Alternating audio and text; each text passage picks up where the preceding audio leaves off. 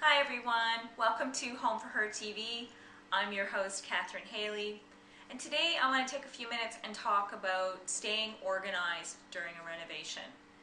Being disorganized while you're renovating is going to cost you time and money.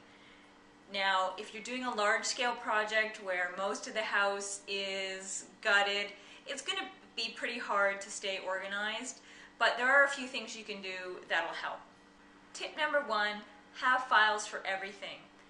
Generally that would mean, for me, splitting it kind of into 3 different categories. Have one file for all of your receipts. So if you're keeping a budget, which you should be, of what the renovation is costing, you're going to have receipts coming at you left, right, center. Put them all in one file, one area that you can just dump everything in there as you're buying things. One file for all of your building permits and things like that. You're going to need access to those when the building inspector comes, so you're going to want to know where those all are, and you're going to want them all together.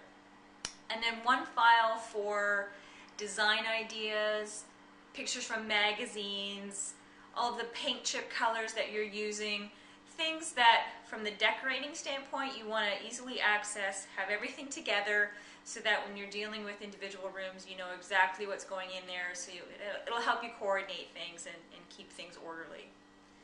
Tip number 2, have a spot for tools. I know personally I'm one of these renovators that I have tools spewed all over the house, and it's really frustrating. You know, you're working upstairs and you need the drill and you've left it in the basement and you got to go down 2 flights and get it.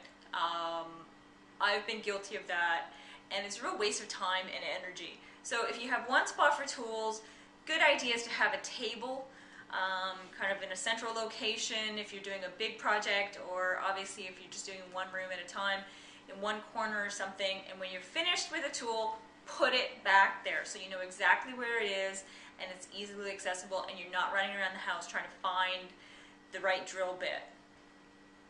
Tip number 3, be forward thinking.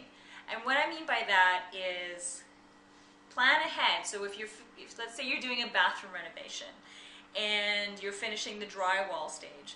Well, after the drywall, you know you're going to need the vanity, you know you're going to need the tile.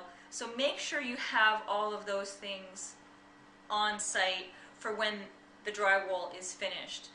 What I would suggest is at the end of the day, kind of make notes of, okay, well, what are we probably going to be doing tomorrow, and what are we going to need for that? And that brings us to tip number 4, which is keep an ongoing list.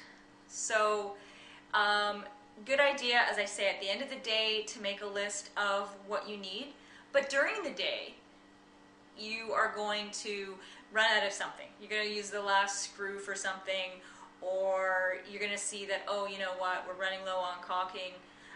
Make a note of it right then. You're not going to remember at the end of the day what you ran out of during the day. So what I would suggest, and what I've done, is just get a clipboard, bang a nail on a wall somewhere or on a stud, keep that clipboard in the room or in a central location, usually by that tool area, and as you think of something, as you realize, you know what, we're running low on this, write it down right then. Don't wait.